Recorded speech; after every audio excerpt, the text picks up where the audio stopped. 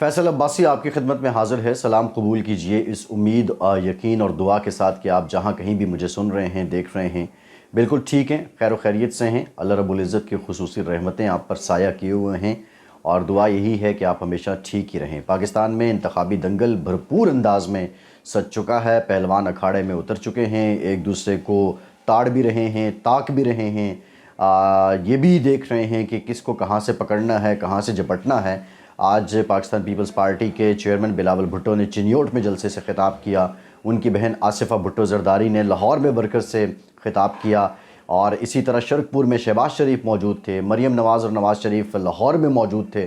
اور یہ سارا معاملہ اب چل رہا ہے۔ باقی بھی جو پاکستان کی علاقائی جماعتیں ہیں، پاکستان کی قوم پرست جماعتیں، مذہبی جماعتیں، وہ بھی اپنے اپنے تئیں اپنی انتخابی مہم چلائے ہوئے ہیں، ایک دوسرے کو للکار بھی جاری ہے، تانے بھی جاری ہیں، کارکردگی کے دعوے بھی جاری ہیں، بھرم اور اس کے ساتھ ساتھ اپنے کریڈنشلز عوام کے سامنے رکھنے کا سلسلہ بھی جاری ہے، اور ساتھ ہی ساتھ دوسروں کی ناکارکردگی کو عیاں کرنے کا سلسلہ بھی جاری ہے۔ یہ انتخابی ماحول ہے، اور پاکستان میں اب یہ لگ رہا ہے، پاکستان میں جس طریقے سے ماحول سج چکا ہے، اور نگراں حکومت نے بھی کہا ہے کہ الیکشن اب ہوں گے، ہر صورت ہوں گے، اور خیر نگراں حکومت پہلے سے کہہ رہی تھی، لیکن جو ابہام تھے وہ تقریباً ختم ہو چکے ہیں، اور اب 8 فروری کو الیکشن ہوں گے۔ اور جس طرح انتخابی مہم جاری ہے، یہ زور و شور بتاتا ہے کہ یہ سارے سلسلے اب شروع ہو چکے ہیں۔ آج بلاول بھٹو نے جو اسٹیٹمنٹ دی ہے وہ بڑی امپورٹنٹ ہے، کہ اگر چوتھی بار نواز شریف وزیر اعظم بن گئے تو وہ انتقام لیں گے جس کا آپ کو اندازہ ہی نہیں ہے۔ اب یہ بلاول بھٹو کس کو پیغام دے رہے ہیں، کیا بات کر رہے ہیں، اس پر میں آگے چل کے بات کروں گا۔ دوسری اہم ڈیولپمنٹ یہ ہے کہ پچھلے کئی ہفتوں سے جاری اسلام آباد پریس کلب کے باہر بلوچ یکجہتی کونسل کا دھرنا ختم کرنے کا اعلان کیا ہے۔ دھرنے کو لیڈ کرنے والی ڈاکٹر مارنگ بلوچ نے۔ یہ نوبت کیوں آئی؟ کیا ان کے مطالبات پورے ہو گئے ہیں یا پھر وہ ایکسپوز ہو گئے ہیں؟ آج اس پر بھی میں بات کروں گا، لیکن سب سے پہلے جو ٹاپ سٹوری ہے پاکستان میں جس پہ بہت زیادہ بات ہو رہی ہے، بلوم برگ نے یہ خبر چھاپی ہے کہ پچھلی 3 دہائیوں میں 1990 سے لے کے اب تک کے اگر ہم یہ 30-32 سال جو ہیں ان کا احاطہ کرتے ہیں تو نواز شریف وہ واحد لیڈر، واحد رہنما، واحد وزیر اعظم رہے ہیں جنہیں معاشی طور پر بہتر کارکردگی جنہوں نے کی ہے، بہتر کارکردگی کا مظاہرہ کیا ہے۔ پچھلی 3 دہائیوں میں جتنے بڑے بڑے لیڈرز آئے، جتنی بڑی بڑی سیاسی جماعتیں ہیں، ویسے 3 دہائیوں میں 3 ہی بڑی سیاسی جماعتیں ابھر کے آئی ہیں، جو بالکل آپ کہہ سکتے ہیں کہ عوام میں جن کی پینیٹریشن رہی۔ چوتھی جماعت بھی ایک تھی، مسلم لیگ قاف، لیکن مسلم لیگ قاف کو اس لیے ہم ایک انڈیجنس جماعت نہیں کہہ سکتے، اس وقت پاکستان میں آمریت تھی، پرویز مشرف اوپر تھے اور وہ ان کے زیر سایہ ایک جماعت تھی اور حکومت تھی، لیکن وہ جماعتیں جنہوں نے جمہوری ادوار میں حکومتیں کی ہیں اس میں پاکستان پیپلز پارٹی، پاکستان تحریک انصاف اور میاں نواز شریف کی جماعت مسلم لیگ نون ہے۔ مسلم لیگ نون اور میاں نواز شریف کو بلوم برگ نے خاصا آپ کہہ لیں کہ مارجن دیا ہے، اور وہ یہ کہتے ہیں کہ 30 سال میں مخالفین کے مقابلے میں نواز شریف کی کارکردگی بہتر رہی ہے۔ اس کے ساتھ ساتھ انہوں نے یہ بھی کہا کہ پچھلے کئی دنوں میں نواز شریف کی مقبولیت میں 36% اضافہ ہوا ہے۔ بلوم برگ کی رپورٹ میں اس بات کی بھی پیشین گوئی کی گئی ہے کہ نواز شریف آئندہ حکومت بناتے دکھائی دیتے ہیں، لیکن ان کا یہ کہنا ہے، بلوم برگ کا یہ کہنا ہے کہ یہ حکومت کسی بھی صورت پھولوں کی سیج نہیں ہوگی۔ اس حکومت کے آتے ہی جو مہنگائی، بے روزگاری، تجارتی خسارہ، یہ سارے چیلنجز ہوں گے، اور اگر حسب روایت نواز شریف سبسیڈائز پالیسیز پہ چلتے رہے تو پھر یہ معیشت چلانا مشکل ہو جائے گا۔ بہرحال وہ یہ بھی کہہ رہے ہیں کہ پچھلی 3 دہائیوں میں نواز شریف نے جس طرح پرفارم کیا ہے وہ تقریباً آپ یہ کہہ سکتے ہیں کہ باقیوں سے بہت بہتر ہے۔ معاشی اعتبار سے ان کے ادوار میں مہنگائی بھی کم تھی، ان کے ادوار میں ترقیاتی کام بھی ہوئے، ان کے ادوار میں معیشت کو سنبھالا بھی ملا، ان کے ادوار میں لوڈ شیڈنگ بھی ختم ہوئی۔ یہ ساری باتیں بلوم برگ بھی اب کر رہا ہے، لیکن اب آگے جو وقت ہے، نواز شریف یا ان کی جماعت سے کوئی وزیر اعظم بن بھی جاتا ہے تو پھر قطعی طور پہ ان کے لیے آسان نہیں ہوگا، اور اس معیشت کو سنبھالا دینا بہت مشکل ہوگا۔ بلوم برگ یہ کہہ رہا ہے۔ بہرحال اب بلے بلے مسلم لیگ نون اس پہ کر رہی ہے، اور میں ابھی دیکھ رہا تھا ٹویٹر پہ، فیس بک پہ لوگ اب اس کو پوسٹ کر رہے ہیں۔ جب کوئی اس طرح کا جریدہ یا اس طرح کے فورم سے کوئی رپورٹ آ جائے کسی کے حق میں تو پھر اس کو مستند ہی پاکستان جیسے ملک میں سمجھا جاتا ہے، لیکن یہ بہرحال مسلم لیگ نون کے لیے اچھی خبر ہے۔ ایسے وقت میں یہ رپورٹ آئی ہے جب الیکشن ہونے جا رہے ہیں، یہ انتہائی اہم بات ہے۔ دوسری امپورٹنٹ بات مارنگ بلوچ سے متعلق ہے۔ مارنگ بلوچ نے یہ دھرنا اس لیے ختم کیا ہے کہ جو ان کا نیریٹو تھا، جب ایران میں پاکستان نے جوابی کارروائی کی تو اس کے نتیجے میں ایران نے جب اس بات کی تصدیق کی کہ ان کی ٹیریٹری میں جو لوگ مارے گئے ہیں وہ تمام غیر ایرانی ہیں، اور پاکستان کی طرف سے اس بات کے ثبوت فراہم کر دیے گئے۔ پاکستان کے جو وزارت خارجہ ہے اس نے، ISPR نے یہ بات کلیئر کی کہ جو لوگ مارے گئے ہیں وہ BLA اور BNA اور علیحدگی پسند جو تنظیمیں ہیں ان کے سرکردہ لوگ تھے۔ اور لیکن مارنگ بلوچ نے جب یہ کہا اسلام آباد میں جو دھرنا جاری تھا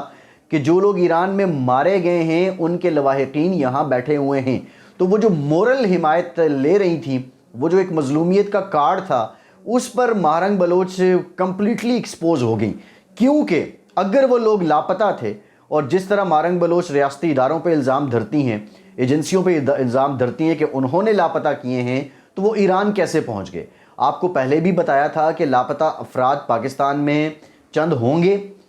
لیکن جس تناسب کے ساتھ اس کو بیان کیا جاتا ہے اور پھر اس کو لیڈ کیا جاتا ہے، پھر ہیومن رائٹس کی تنظیمیں اس پہ جس طرح آتی ہیں، اور پھر ہیومن رائٹس کے نام پہ چند اشخاص کو جو فنڈنگ ہوتی ہے، یہ ایک پورا سلسلہ ہے، یہ ایک سکرپٹڈ کہانی ہے۔ اب مارنگ بلوچ اپنے مقاصد حاصل کیے بغیر اگر اسلام آباد سے اٹھ گئی ہیں تو یہ دھرنا تو پھر ناکام ہوا۔ وہ لوگ جو 4-5 ہفتے تک یہاں اس ٹھٹھرتی سردی میں بیٹھے رہے، کیا ان کو ان کا مقصد حاصل ہو گیا، یا ان لوگوں کو سوچنا چاہیے کہ وہ محض استعمال ہو گئے اور بازی کوئی اور لے گیا، فائدہ کوئی اور لے گیا؟ بہرحال آج خوشائند اس لیے ہے کہ اب دیکھتے ہیں آئینی قانونی جد و جہد۔ میں قطعی طور پہ یہ نہیں کہتا کہ جبری طور پہ کسی کو بھی گمشدہ کیا جائے، لیکن میں یہ بھی نہیں کہتا کہ جبری طور پہ جب آپ کسی کے ساتھ اس طرح کے معاملات کریں، اس طرح کے معاملات جبری طور پہ کسی کے ساتھ نہ ہوں، اور آپ اس کو جبر کے ساتھ جوڑ دیں اور آپ پھر اس کو مظلوم کا کارڈ بنا لیں، یہ بات بھی جسٹیفائیڈ نہیں ہے۔ بہرحال یہ بڑی امپورٹنٹ بات ہے۔ بلاول بھٹو نے جو کہا ہے کہ اگر یہ چوتھی بار وزیر اعظم بن گئے تو آپ کو اندازہ نہیں کہ یہ وہ انتقام لیں گے۔ نمبر 1 تھنگ، بلاول بھٹو، مسلم لیگ نون، آپ یہ دیکھ رہے ہیں تناؤ بڑھ رہا ہے، آنے والے دنوں میں اور بھی بڑھے گا، اور انتقام کی جو بات ہو رہی ہے، میں سمجھتا ہوں کہ بلاول بھٹو نے اس سے پہلے یہ کہا تھا کہ مسلم لیگ نون انتقام لے رہی ہے PTI سے بھی۔ یہ سارے کے سارا پولیٹیکل سلوگنز ہیں اور یہ نعرے بازی ہے، اور اس نعرے بازی میں انتخابات سے پہلے یہ سب کچھ ہونا ہے۔ ایک جانب بلاول صاحب یہ کہتے ہیں اور دوسری طرف آصف زرداری صاحب مخلوط حکومت کی بات کرتے ہیں۔ انفارچونیٹلی حکومت میں آنے کے بعد بیانات اور ہیں، اپوزیشن کے بیانات اور ہیں، انتخابات کے دوران بیانات اور ہیں، لیکن کچھ ہو نہ ہو، انتقام لینے والی بات کرنے کا بلاول بھٹو کو یہ فائدہ ضرور ہوگا کہ پاکستان تحریک انصاف کا جو ووٹر ہے، جو اٹ سیلف کنفیوز ہے،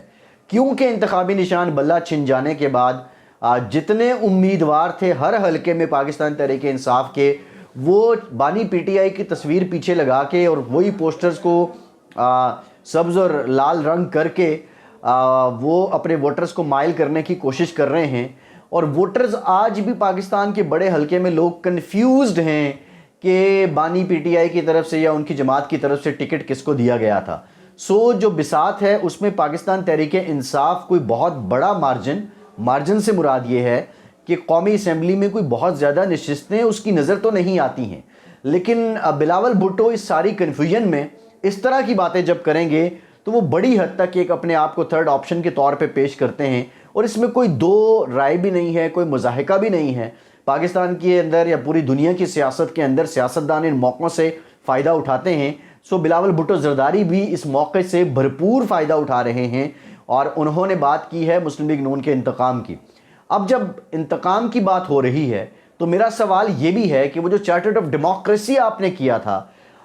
بے نظیر بھٹو صاحبہ اور نواز شریف صاحب نے کیا تھا، اس سے پہلے تو انتقام کی کہانی ختم کر دی گئی تھی۔ وہ جو کچھ ہوتا رہا 90 کی دہائی میں، کبھی یہ اندر کبھی وہ باہر، کبھی وہ باہر کبھی یہ اندر، وہ کہانی تو COD میں ختم ہو گئی تھی۔ لیکن